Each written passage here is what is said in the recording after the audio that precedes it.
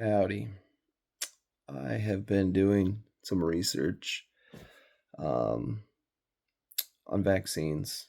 I've been hearing so much, uh, I would call nonsense from people who really have no idea what they're talking about, um, especially with this whole new Tylenol causing autism.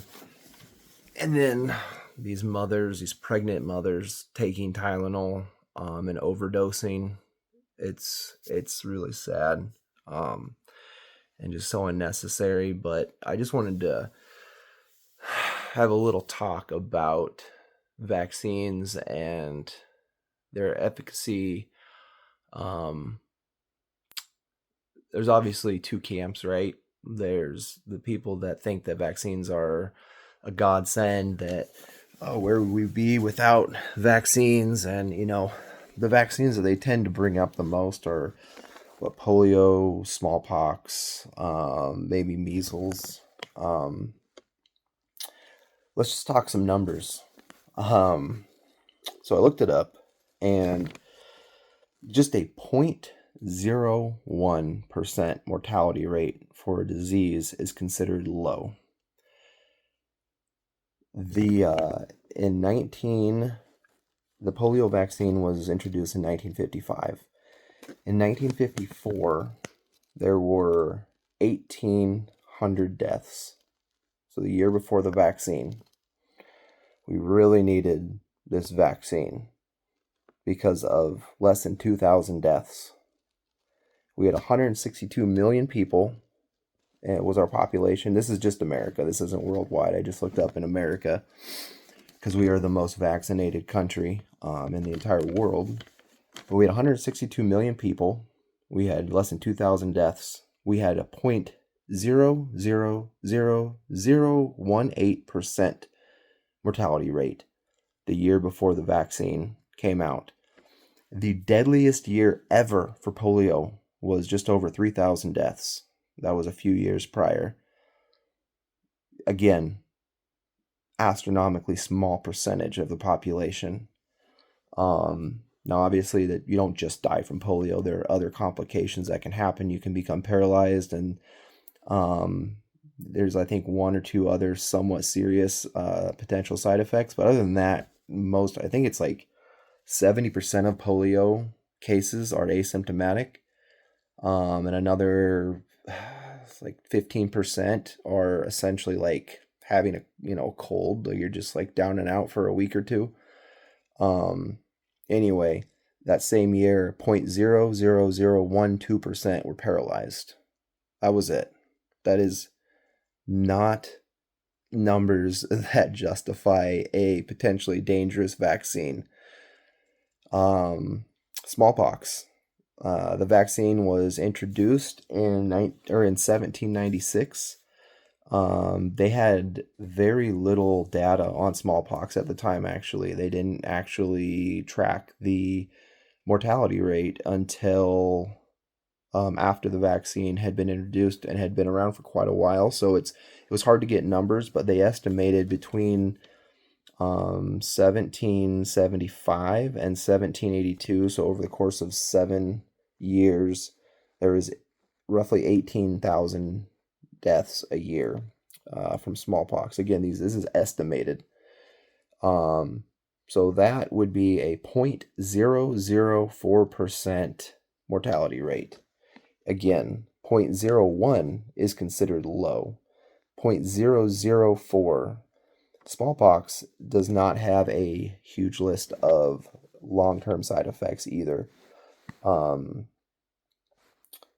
so again, we did not need this potentially dangerous um, vaccine introduced for something that was killing a very small amount of people. Um, Measles, like those two are like the main two, like polio and smallpox, that were the most deadly, and we already know that those were so astronomically small and really didn't affect the population that much leading up to their actual the vaccine themselves. A lot of the numbers were actually falling for the most part for a lot of those deaths due to for polio specifically, due to what was it? I can't remember what I read. I didn't write that part down. I won't. It doesn't even matter. Um, Either way, measles. The year before the vaccine was introduced, 500 people died. I don't have to give you the percentage on that. That number is basically might as well be zero. Like obviously, 500 people, still 500 people. It's sad. It sucks, but do we need to introduce a vaccine that could be potentially harmful? I mean, to the people that say that vaccines are, these miracle drugs, nothing we have created and put into the human body is 100% without side effects. Like just understanding biology whatsoever and physiology, you can't introduce some foreign object or foreign thing into the body and have zero side effects with only good things happening. You can't just be like, I'm going to eradicate this thing in your body and nothing else is going to be affected. That's just not how the body works. So 500 deaths to put something in your body that has mercury in it and aluminum, not worth it. Let's see. DTaP. That's another one. Vaccine was it's diphtheria, tetanus, and whooping cough is what that treats. Vaccine was introduced in 1997. That diphtheria, like tetanus, most people don't die from that, and most people don't get it. Whooping cough, same thing, like no deaths. Diphtheria is probably one of the more deadly of those three. But from 1980 to 1995, there were only 41 cases and 0 deaths. Doesn't sound like we need a vaccine for that, right? It's just, you can't even ask these questions without sounding like a kook to a lot of people, and it's just ridiculous. I mean, we're pumping our kids, babies, full of these. A lot of them have not been tested properly, and no one's ever done a comprehensive study on the difference between kids who have been vaccinated and who haven't, as far as like their health span over the years as they develop. No one's ever done a comprehensive study on I think there's 80 some vaccines right now that are out that are in the childhood schedule. No one's ever done a comprehensive study on the side effects or the efficacy of all of those mixed together. So maybe just the polio vaccine itself wouldn't be that harmful if that was all it was, or the smallpox, or the measles, or the whatever, right? But mixing them all together, we've never done studies on those before adding them. We've never done these. They're doing studies now, and what they're finding is exactly what RFK is putting out. Like one in 3 kids now have some form of autism.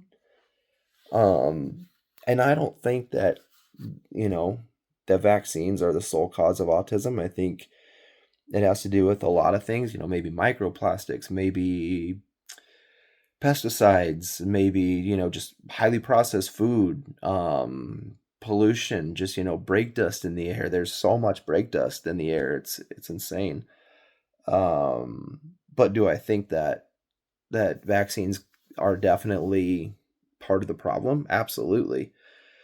And the whole Tylenol thing, it's not even like what it's our children we're talking about. Why can't we ask these questions? And it even says on Tylenol, not for pregnant women, not to take it. I don't know. I just wanted to say this because I've been somewhat you can call it anti-vax. I've had questions about it for quite a while, probably since like 2018.